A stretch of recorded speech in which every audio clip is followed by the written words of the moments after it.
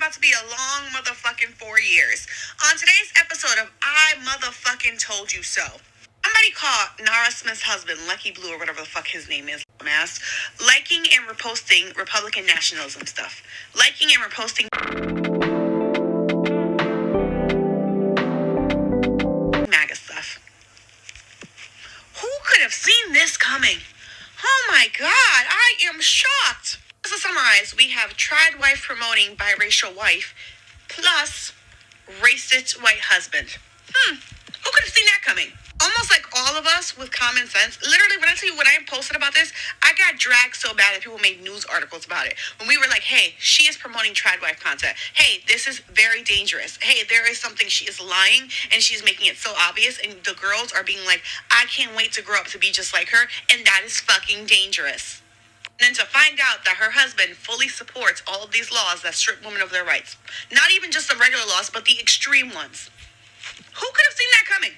Who could have thought that the woman who very casually, just casually in conversation, throws it in, promotes a religion that is inherently racist? Mormonism, a religion that one of the bases of it is that being black is a sin. And the way that you absolve yourself of that sin is to marry white and make sure that your children are as white as possible. It is to try and clean up your lineage. Yeah, that's what that religion is based on. And just sitting in the background being like, oh, it's not a big deal. We just, sometimes we're Mormons, sometimes we go to church. And it's so cute and it's so chic. Post-election results are coming out, and all of the women who voted MAGA are coming out and being like, it's because we're tired of working. It's because I just want to be at home making food for my kids, and I just want to be at home cooking, and I just want to live life easy. I wonder who helped play a big part into promoting that lifestyle. And so being like, oh, my kids woke me up, so I took 7 hours to make bread from scratch, and it was so sweet, and it's so nice and quiet in my house all the time, even though we have 3 kids. I have 3 kids under the age of 4, but I still find the time to make a peanut butter and jelly sandwich from absolute scratch, even though I'm wearing head-to-toe designer and a full face of makeup. And I can do it. If I can do it, you can do it, girls. It's so easy. Life is wonderful. And then my husband takes me shopping, and we're happy, and we laugh. Who could have guessed, who in a million years could have guessed that tradwife propaganda would have negative results on young girls' minds in the way in election results? Who could have thought? Who could have guessed that? Who? Oh my God. I am shocked, I'll tell you. I could have guessed it. And I said it. I said it from the minute that she became popular. I said, hey, this is propaganda. Hey, this is dangerous. Hey, this is bullshit. And I got called every name in the fucking book. I got called a hater. I got told I have a nasty attitude. I got told I just have a nasty spirit and don't like to see women happy. I got told that women can't just enjoy things without negative bitches like me being in the comments. Y'all literally made articles about me, about how I'm so bitter.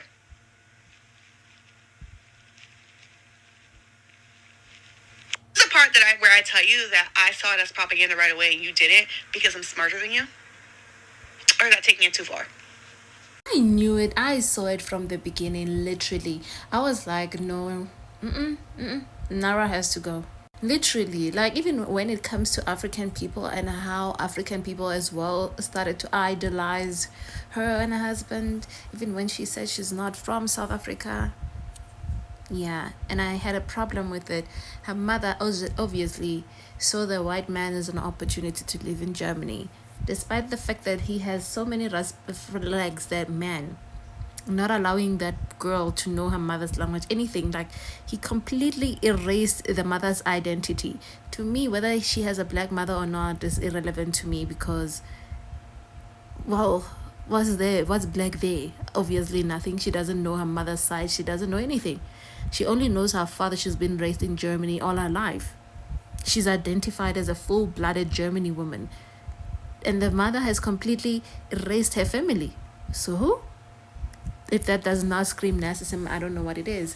Not to mention the fact that she was busy after this guy when she was doing her modeling gigs from the time she was probably 16, chasing after him. And I'm all for women and not being in underage groups. I'm not entirely blaming her, but I'm taking the fact that I need you to take into consideration that just because of her crush and her little fantasies in her head, this guy took advantage of that because he's older. He got married to her as soon as possible because she got married young and had children young. You can't tell me anything is romantic about their age gap. It's even problematic. The minute you are an older person in a relationship with a minor, I have a problem. As long as you're in the same age group, like you're 2 years apart, like 2 years apart is a minimum for me. You need to be 2 years apart. After that, it doesn't matter. You need to be in the same age group, maybe because of the way that things are falling apart. And the fact that she's also working.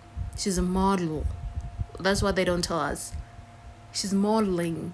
She goes to gigs. She's doing the tradwife and hires people to do everything on her behalf while she goes tradwifing on the internet. And it's easier to make money, so I haven't seen her on my news feed because I got bored of her content. And I'm not gonna be in the comment section talking about I don't like her. It's kind of like dumb at that point. So I'd rather slowly evacuate myself. Hi, I am so glad you said this. You said, she said she isn't a tradwife.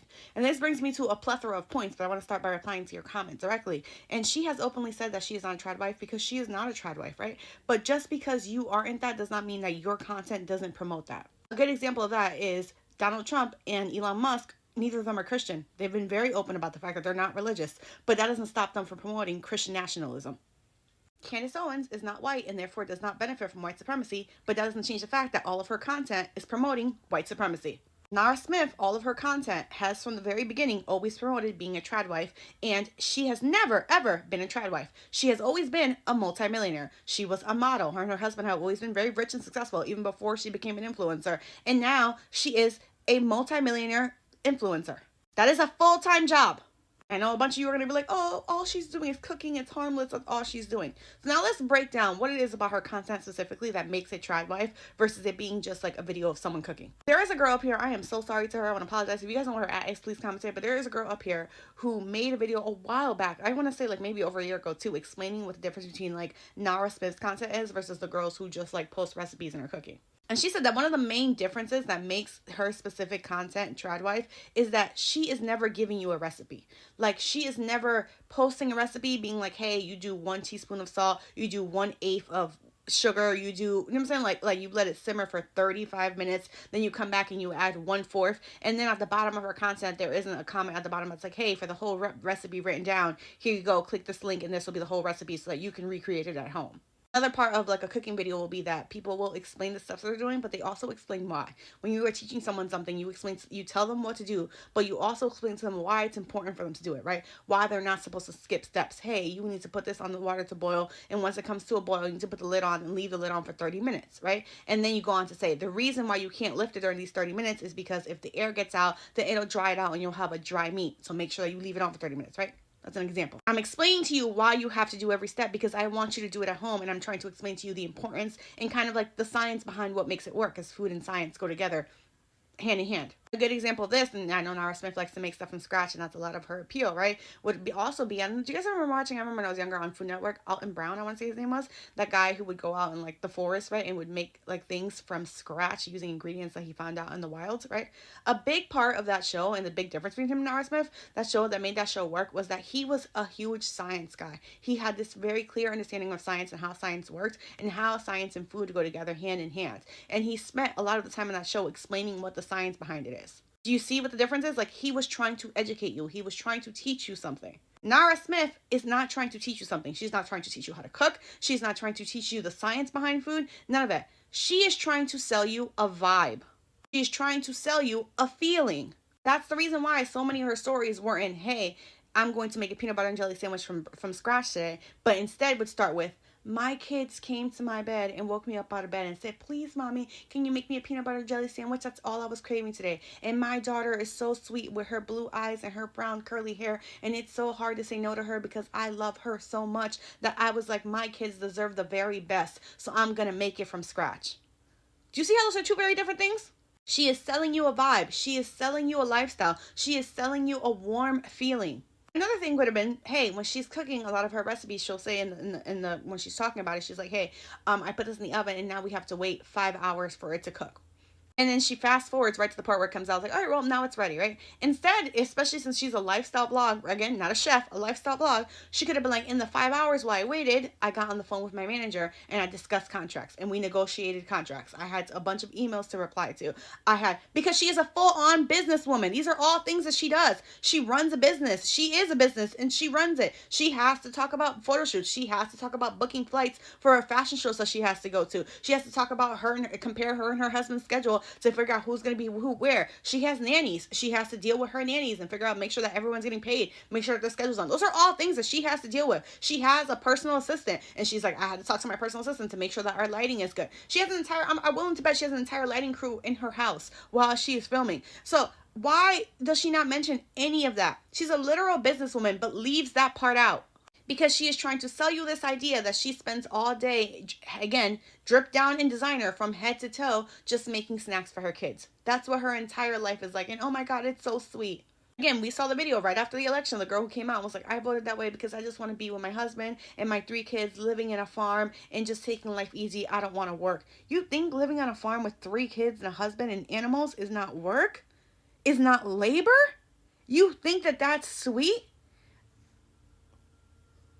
I know every single farmer in America probably fainted, probably died of laughter. You think that owning a farm is less work than replying to some emails?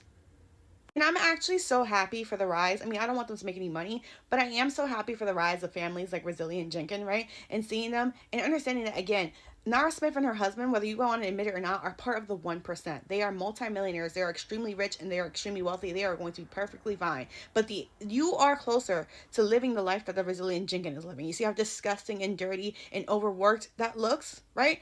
That is more likely to be your reality. When your rights get stripped away, that is more likely to be your reality. That is more what the average American's life will be like versus being like Nara Smith. Very few, if not none of you, will ever live the life Nara Smith is living.